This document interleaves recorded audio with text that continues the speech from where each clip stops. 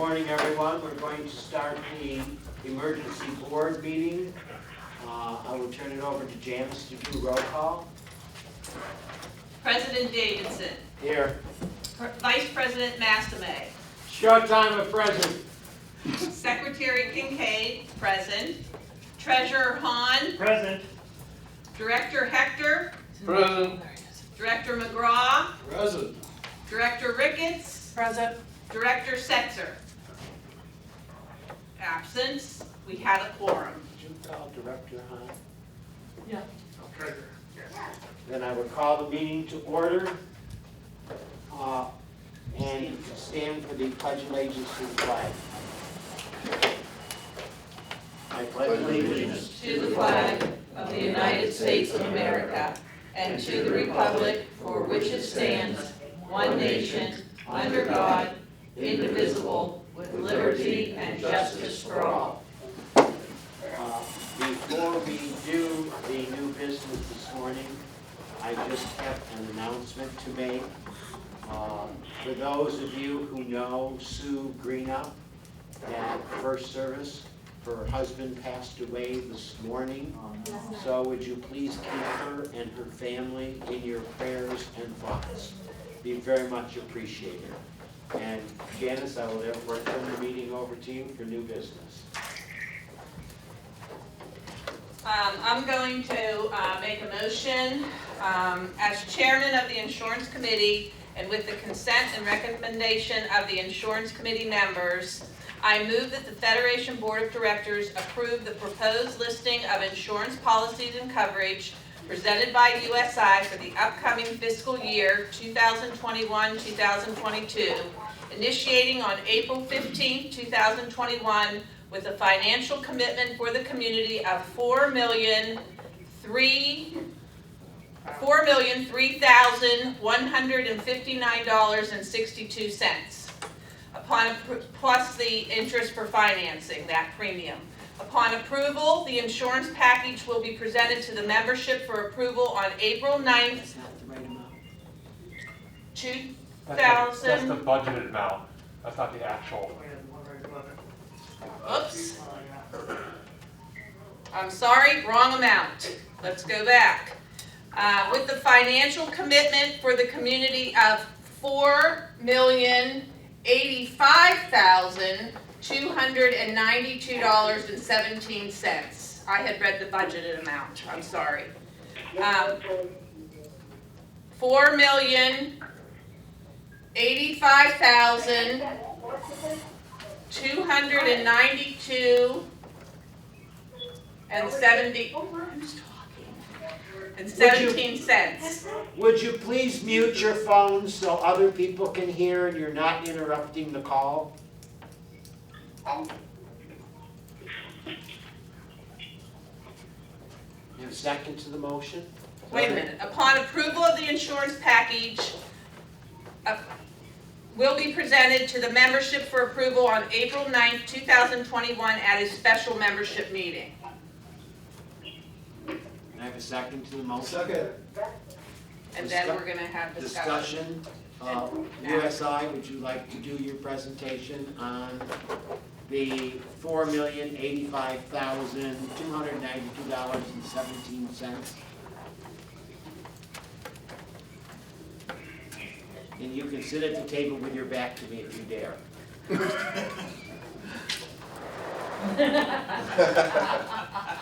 Oh my gosh.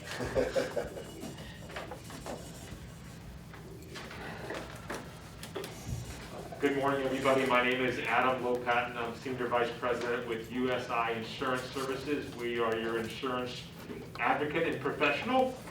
I just kind of wanted to give everybody a 100,000-foot view of what the program is made up of and how we got there and cost versus budget. So the insurance committee and the Federation Board have been working extremely hard the past 6 months with the entire marketplace to bid out your insurance and create internal competition in the marketplace to make sure the community has a bulk purchase of competitive, financially sound insurance program for the community, which will be effective April 15, 2021. The property insurance is going to renew with Heritage Insurance Company, which is the same insurance company that we moved to last year. It is an increase, but it is under budget compared to what we budgeted last year. The only change in that program will be that the deductible will be from $2,500 to $5,000 deductible, which is the same deductible we had under the AMCAPs. Everything else is exactly the same as you currently have, except the directors and officers policy. The directors and officers policy, I did get a lot of phone calls on this, and I just want to clarify this. The directors and officers policy currently is through Travelers Insurance Company. It is a $2 million limit of liability. That limit of liability is shared amongst all 114 entities, subject to a $20,000 deductible, and attorney's fees do erode that limit. Travelers non-renewed us due to claims activity. So we are replacing that coverage with a bulk purchase through Aspen Specialty. Every association now will have their own D&O policy. We are procuring it. There's no need for anybody to go out and get their own D&O policy. We are purchasing this on a bulk basis. It will be $1 million limit for each association, subject to the same deductible, $20,000, but defense costs will not erode the $1 million. So technically, you have much broader coverage than you had with Travelers, because now you have $114 million of coverage with defense costs outside the limit. But again, this is going to be purchased on a bulk basis by the Federation. So there's no need for anybody to go out to individually procure that. Overall, the budgeted was $4,003,000, and we budgeted that last year. Even with the Travelers non-renewing us, we're only 2% over budget, with no major changes in coverage. Do you want to go through each policy, the limits? You have it in front of you, right? Yeah, so Jack, the president, would like me to go over some of the DEBRIC policies. So the property policies through Heritage, it's $816 million in coverage. That again was both negotiated with Heritage. Based on current market conditions, we were very pleased with the final result. Aspen Specialty is a general liability carrier. It is a $1 million per occurrence, $2 million policy period. Let me hold on. Would you folks please mute your phone? We don't need to hear your children. We don't need to hear your conversations. And you're causing other people not to be able to hear this call. So would you please mute your phones? We don't have the capability. We don't have the capability. We don't have the capability because Vesta is not here to mute the phones. And I don't know why people need to be rude and not mute their phone and carry on conversations and have other people in the background. Can she get Ginger to mute him? She's gonna do it. Denny. Denny, can you get them to mute their phones? Because people just don't seem to understand how to mute a phone. Yes, working. You could also just hang. She's working on it. We can. You don't have to have the phone coverage. It is *6. It is *6 to mute your phone, or hit your mute button on your phone. The little microphone is the mute button. Hello. Microphone, yes. You know, just hit the little microphone, take care of it. Turn your volume down. If you can't mute it, shut up. They're not even listening. You know, if they don't know how to mute a phone, then just close your mouth and stop talking. It's like there's another group of people in. I guarantee you. You hear that? How echo. Oh, I believe it's a group of people that are sitting together. Oh, over next door. Right here? I'll pick it up. Yeah, there, Yes. that's a microwave. Yes, we hear them. That was a microwave for sure. How can we hear them? I don't know. He's working. They got the phone on.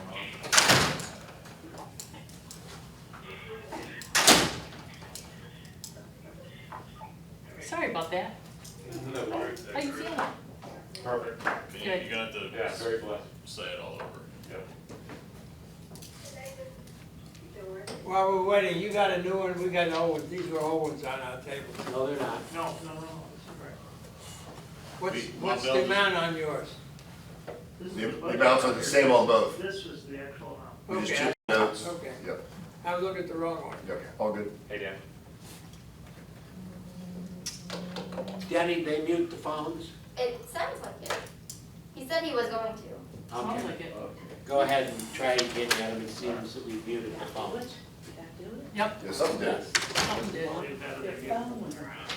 All right, Oh, well, no. all right, I think we're gonna try to start from the beginning of going over the individual policies for the Federation. The property insurance makes up about 90% of the overall spend.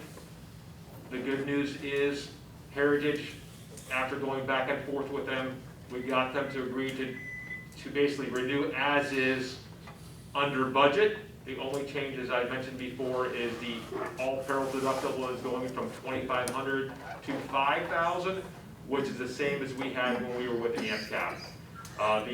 The actual premium is actually slightly less than budgeted as well. Aspen Specialty is the general liability carrier. That is the second largest spend in the program. We're able to both purchase that and negotiate with them with the same coverages as before, and their premium was slightly over budget. The crime policy is through Hanover, and their premiums were actually slightly less than last year. The D&O policy, again, is the only major change. Travelers is non-renewing, and again, right now, we have a $2 million limit of liability that is shared between 114 associations, subject to a $20,000 deductible, and defense costs do erode that $2 million limit. Travelers non-renewed our account due to claims activity. We went out and bulk purchased and negotiate contracts with Aspen Specialty. Every association now is going to have their own standalone $1 million limit that is just for their association, not shared with anybody else, subject to the same deductible, $20,000, and defense costs do not erode the limit. So it's unlimited defense costs. We negotiate this on a bulk contract and a bulk purchase. There is no need for any association to go out and get D&O coverage. We did it, and it will be included in your monthly dues. The umbrella premium is, due to tightening market, we did have a $50 million umbrella. We are going to a $25 million umbrella this year. The premium is less than we budgeted, and we feel confident that that limit will be enough, since now we are sitting on over individual D&O policies at $1 million limit instead of a shared $2 million limit under Travelers, and with defense costs eroding that limit. And then the cyber liability is the same as last year. It is slightly over budget. But again, overall, when these budgets were done, we didn't anticipate Travelers not renewing. Almost everything came in the same or less than budget except the D&O policy, and that did put us over budget slightly, only by 2%. So overall, again, based on the current market conditions, which are terrible, we are very pleased with the bulk negotiations and the coverage that we were able to achieve for the community. Janice, let me ask you a question. As Adam explained, under the property that was increased from 2,500 to 5,000, the insurance fund covers everything except $500 of deductible. So although it did increase from 2,500 to 5,000, it would not impact the association because we would pay everything except the 500 out of the deductible fund. Is that correct? Yes, and we have the money in there to do that. Any discussion from the board? Like the question. No, I just like to make a comment, Adam, for clarification purpose. this is based on an extremely hard market compared to what it's been in past years. So I've been doing this for 25 years. I insure over 600 condo associations from Tampa to Marco Island. I've never seen the marketplace this bad, ever. I've seen the marketplace, property marketplace harden after 93 and 04 and 05, and only the property marketplace rates were going up and the capacity was shrinking. But right now we're in a perfect storm where every line of coverage, property, general liability, cyber, D&O, every line of coverage except workers' comp is in a hard market. Carriers are pulling out, rates are going up on average 25 to 30% on good accounts. So we are in a perfect storm. But again, I am very pleased with the results. We came in at almost budget, even though the marketplace got a lot worse when we started budgeting. And we had to deal with a non-renewal from Travelers. Thank you. Let me ask you one other question.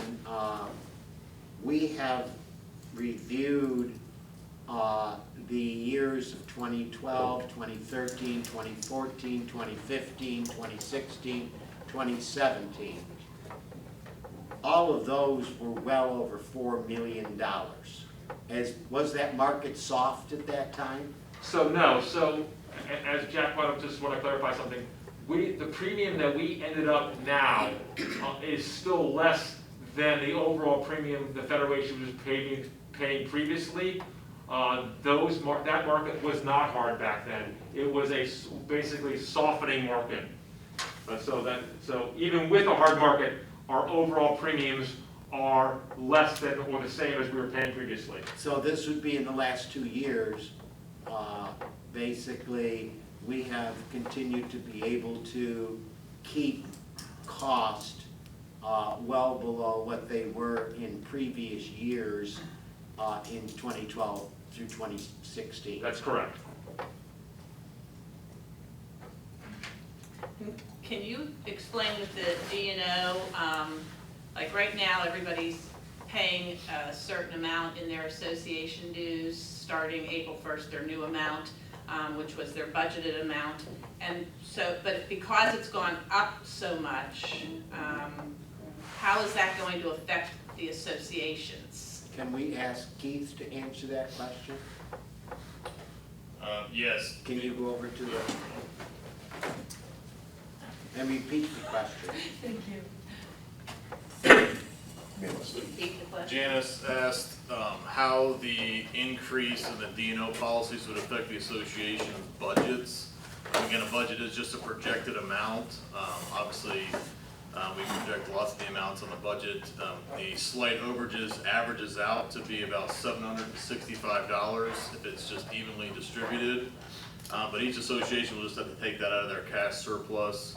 Obviously, it's a technique that we have everybody build up a little surplus for these little incidents. And it's no different that if there was an extra expense that occurred during the year, if a place had a tent the building or had an extra roof repair they didn't anticipate. So it would just be taken out of their surplus, and that D&O section of the budget will just be a little bit over.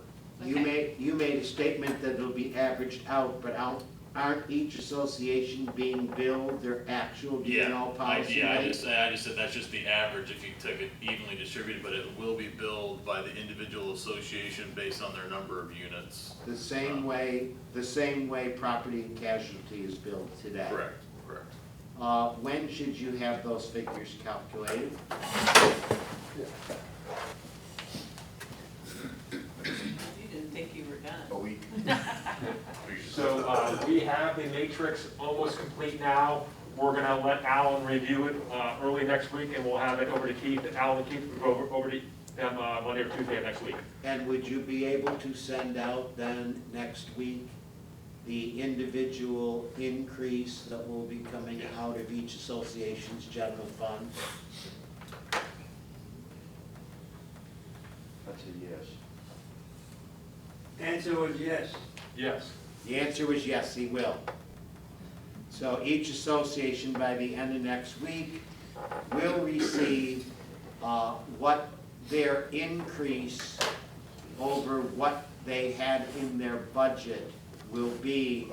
Those funds will be pulled as payments are made from the general fund of their individual association. Is there anyone on the line who has a question? If so, unmute your phone and ask the question. Actually, let me just make one more comment on that, on the budget amounts and what they might be over. This is again Alan Hahn, treasurer. Just one more comment about that. As you all go through the budget process, First Service and Debbie Lauber recommend that you have a cash balance to cover things that might come up, that you have at least a 1 month to 2 month cash balance in your accounts. The overage that we're talking about for the D&O coverage is a fraction of that. It should be a very small amount. So if you have maintained and have at least a 1 month balance in your accounts, you'll be well covered. There should be really a minimal impact to you. Any question from anyone on the line? Are they muted?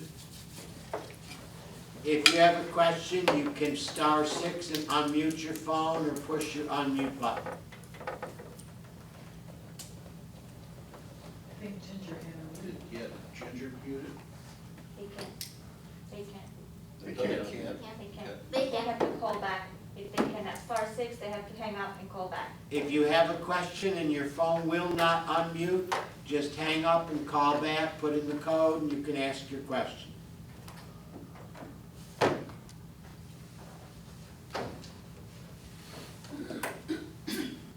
They did ask a lot of questions prior. Yep, I did receive a lot of questions prior to this. We had a lot of questions that were individually answered. Yeah, that were answered individually already.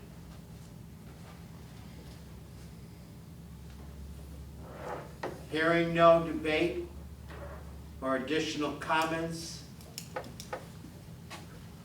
we've had a motion made and seconded. I will call the question. All in favor, say aye. Aye. Opposed?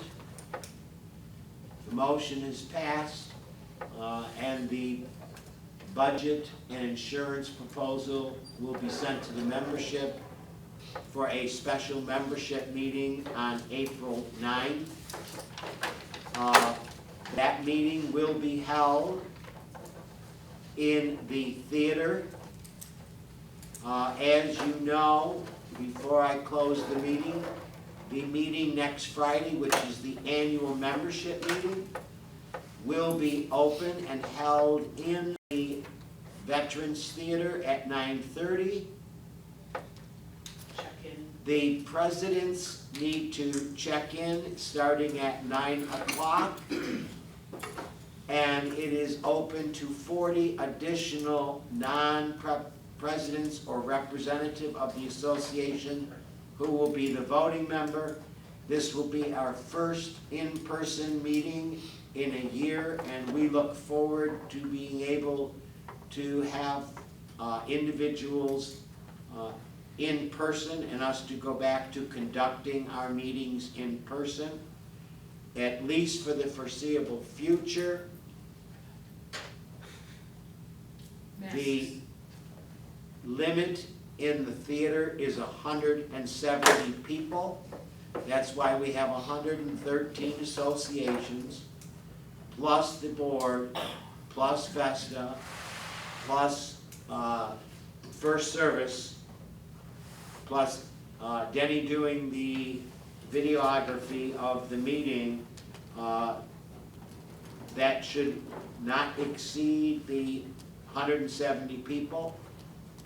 The room will be set up with appropriate social distancing, and masks will be required to be worn at the meeting. With no other business, Will the meeting, will they be proxies and also if they they're can not? vote by proxy if they do not plan on attending the meeting, or they can vote in person. And will it be broadcast if they're not able to be there? And it will be on the phone, yes, there will be a call-in. So they could vote over the phone? So No, you can't they vote do on not it. vote over the That's right, phone. proxy. They're not gonna be there, they have to vote by proxy. They have all received the packages, to my understanding, that contains red lines and clean copies of the contracts which need to be discussed. Remember, after the end of that meeting, the new board members and the new board will hold an organizational meeting directly following the membership meeting, and that is organizational meeting is open to all who were originally in attendance. You will need to check in, just for presidents who plan on attending. The check-in will no longer be in the front of the room, the check-in will be at the door as you enter the room. So if it starts to line up, please try and keep 6 feet of social distancing in line as you check in. If you send in a proxy and then you determine to attend the meeting in person, you may either leave your proxy as your vote and your attendance, or you may withdraw your proxy at that time, and the proxies will be up front where the check-in is made. And with that, I will entertain a motion to adjourn. So moved. Second, Second. all in favor? Aye. Opposed? The meeting is adjourned.